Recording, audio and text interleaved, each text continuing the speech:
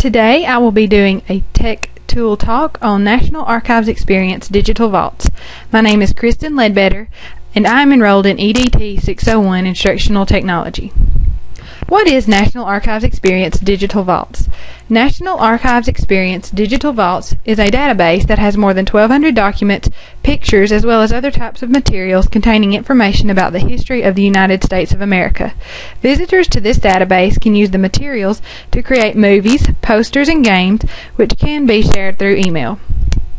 What tools are included in the National Archives Experience Digital Vaults? It has multiple classroom resources. There is a movie maker where students and teachers can use historical documents to create movies. There is also a poster maker. Students and teachers can create posters with historical facts on them using documents found on the National Archives Experience Digital Vaults. There is also a game creator on this site called Pathway. There, teachers and students can create historical games or play games that are already created. What is so great about this website? It is credible. The Foundation for the National Archives maintains the National Archives Experience Digital Vaults. It is interactive. It has wonderful activities for students to use to learn about the history of our country. It has great graphics. The graphics show actual depictions of events that took place and people who were significant in our country's history. There is a search tool that allows students and teachers to search for information they need. This site can serve multiple grade levels. Teachers can use it with lower elementary grades, and students in 3rd grade could begin using this site more independently. It also provides information about professional development activities that are upcoming. What are the technical requirements for using the National Archives Experience Digital Vaults? You must have computers with internet access. You need a printer to print items from this site, and you also should have Adobe Reader downloaded to the computers you will use this site on. You can find a free place to download Adobe Reader on the internet. What are some problems I might encounter in using it with students? Technical requirements. Some computers may not have Adobe Reader downloaded on them. Other computers may not have printers hooked up. Directions for use. Students may not know how to use the National Archives Experience Digital Vaults at first, so as teachers we need to teach them how to use it. We also should walk them through the steps of the activity they are expected to complete. We need to check for questions before allowing them to use it independently. Save finished products. We must remind the students to save their finished product, because if they do not save all their work, they could lose it and have to start completely over. Email finished product. The students could forget to email their finished product to their teachers, so we as teachers need to stress the importance of emailing the finished product so we can view it. How does the National Archives Experience Digital Vaults website work? Let's go to this site and find out more.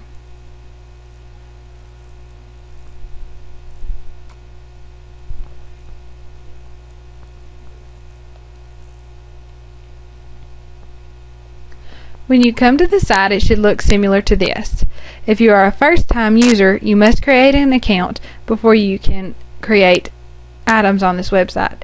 It takes it a few minutes to load the records.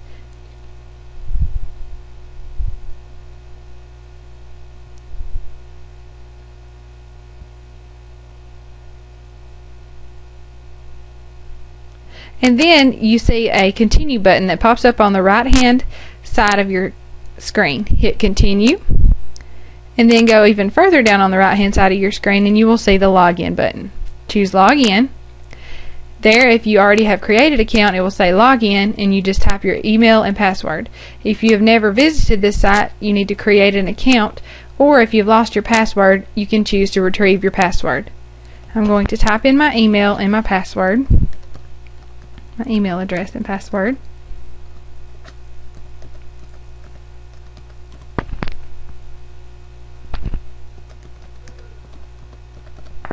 And then hit send. There you will see a page that looks like this, with documents surrounding the middle of the page. I will click on the space picture. It will move to the center of the next page with related documents surrounding it.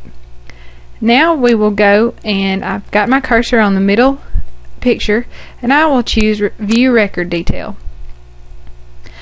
Then your record picture will pop up to the left and the record information will be on your right.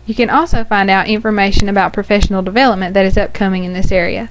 You can find training for teachers, school workshops and community groups, National History Day, the Toolbox, the Boeing Learning Center, and regional education resources and programs.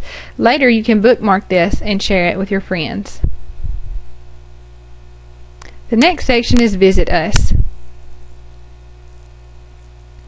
In this area, when it comes up, there is a picture of the National Archives building in Washington, D.C., and many helpful resources to your left. As you can see, you can plan a visit in this area. The next section is Foundation for the National Archives. And it has mission and history, the board of directors, annual reporting, foundation news, or you can contact the foundation here. The next section is the HTML version, and then the privacy policy. And this just tells us the terms and conditions for using the website. The next section is credits, and it tells us who created the website that we will be using with our students. And the last section is entitled archives.gov.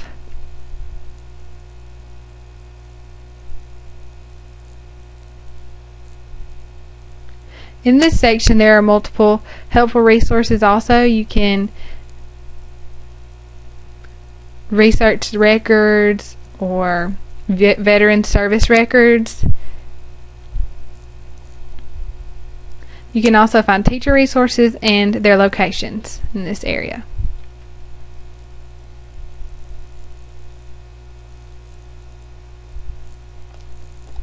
Why does National Archives Experience Digital Vaults matter in teaching and learning? The students are actively engaged on this site. They create movies, posters, and pathway games with their information they are learning in social studies. It makes teaching social studies easier and more interesting because it allows teachers an opportunity to create movies to go along with their lessons. It makes social studies more fun to learn because the kids do not just have to sit in a desk and read out of a book. They are actually working with the material they are learning and viewing actual pictures from history. It has professional development for teachers on this site also. These are references that I used to create my project, and how can I use it in a specific activity with students? I chose to have my students create a movie entitled Who Are These People and Why Are These Events Important? This is a 6th grade level social studies activity, and it coincides with the Alabama Course of Study Standard in Social Studies number 13. Describe the role of major civil rights leaders and significant events occurring during the modern civil rights movement. The lesson objectives are students will be able to explain people who were involved in as well as events of the modern civil rights movement and create a movie entitled Who Are These People and Why Are These Events Important? About people who were involved in the modern civil rights movement and events that occurred during it. Lastly, they will email their final product to my email address. We will go back to the website and go to the Create section. There my students will choose Make a Movie Now.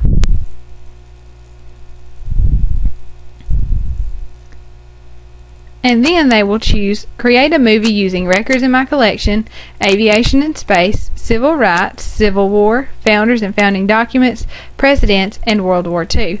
My students would choose Civil Rights. The documents pertaining to civil rights come up in the bottom, and then they would create a title screen. They would just drag it and drop it down here and put the title that I have created for them up here in this section. Then they would go to the bottom and find information that we have been covering in our classroom and add it to their movie.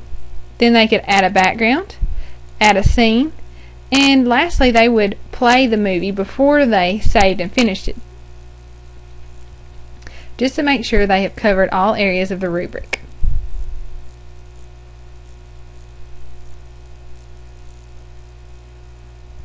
Then they save and finish. This is where they save their activity and then email it to my email address.